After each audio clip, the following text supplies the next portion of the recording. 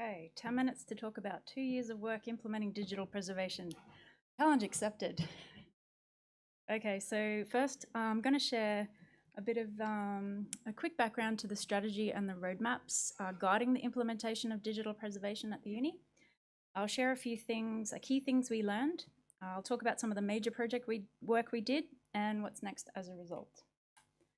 So back in 2014, the Uni of Melbourne's 10-year digital preservation strategy was endorsed by Academic Board. The strategy is articulated in 2 documents. So the first document provides a high-level vision, mandate and principles, articulating how digital preservation fits into the context of the university and why it's important to take action now. It sets out the aims basically for establishing a complete digital preservation ecosystem at the uni. The second document has roadmaps that take the high-level aims from the vision and provides more tangible actions that a project team can take and start implementing.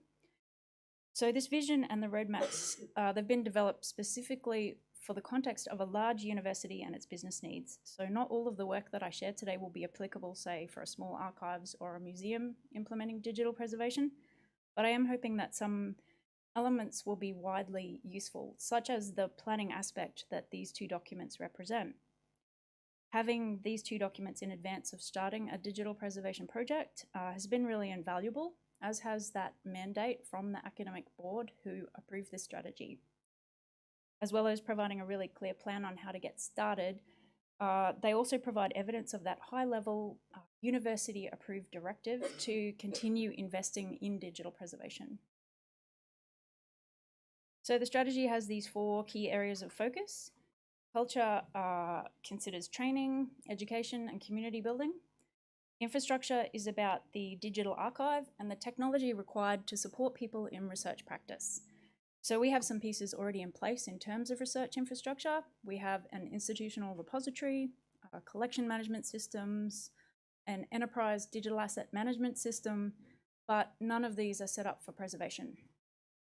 The policy area of the strategy concerns governance and process for long-term management and preservation of digital materials. And the organisation element is really about communicating change and awareness building. So some of the key things we learned over the past 2 years. Reality, it doesn't like to play with strategy. And it sometimes doesn't like to play with your first attempt at planning how your project will run either. So in the beginning, our project set out to employ 4 or 5 people to realise the goals of the project. The reality was, for the majority of the first year's work, we had 1 digital preservation officer and a part-time project manager. So that kind of brings me to my next learning. 1.5 people can actually do a lot of really good stuff, even though you're a little disappointed at the start you didn't get your full project team. But I must also take into account a lot of in-kind support from the existing research support community at the uni to get that stuff done.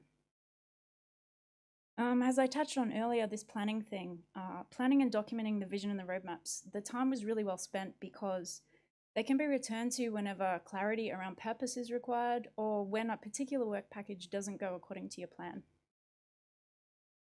And we learned that sometimes our plans could be better executed if they were aligned with other research initiatives going on at the uni.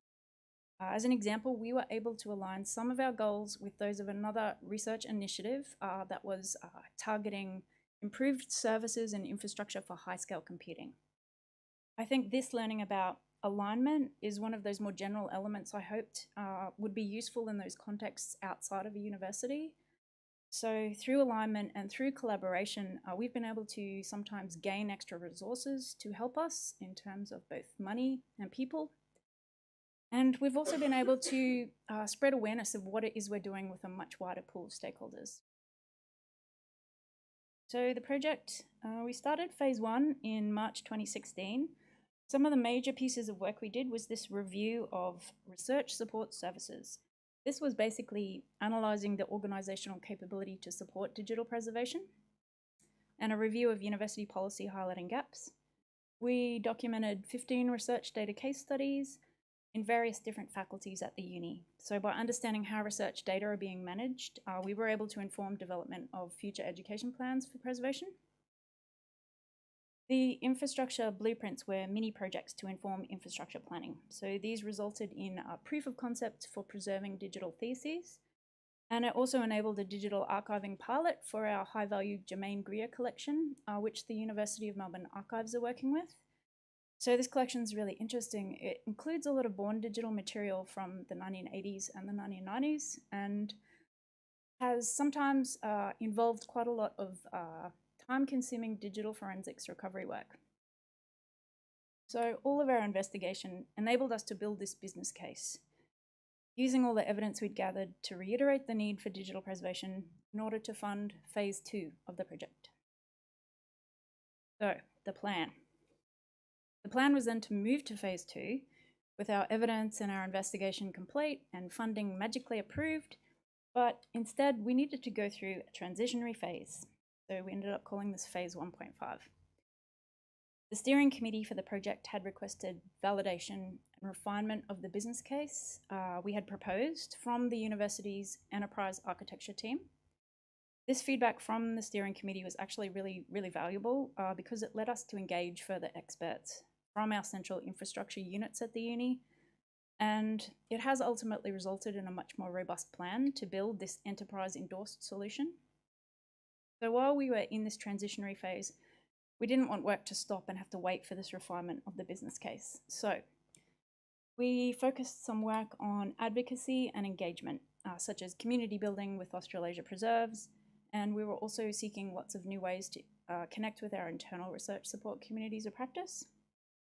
We did some preliminary work around pre-ingest and ingest requirements. So working with our university archives and our digitisation centre staff, we started drafting workflows for receiving and handling digital objects from donors and from content creators. We used international standards and examples from other organisations more advanced with their digital preservation programs to inform this work. And lastly, we got started on a data stewardship pilot. So we modelled this on a program that we'd observed going on at Delft, the University of Technology in the Netherlands over the last couple of years. The aim of this pilot is to explore whether these embedded data stewards in faculties can help to drive that cultural change we need for better curation of research data and high-value data assets. So, what's next? We are looking forward to phase 2 of the project. We've now submitted the refined business case and we're seeking funding to the end of 2020. So we're waiting the outcomes of that process right now. So for phase 2, returning to our 4 areas of work in the strategy, for culture, we've planned to continue with this data stewardship work and contributing to communities of practice. Our infrastructure work will hopefully see provision of preservation storage and a plan for ingesting and storing digital materials in place by the end of this year. And this is just the beginning. We need to assess how our existing systems will interface with a digital preservation platform and determine adequate data management, preservation planning elements required for managing a digital archive over time.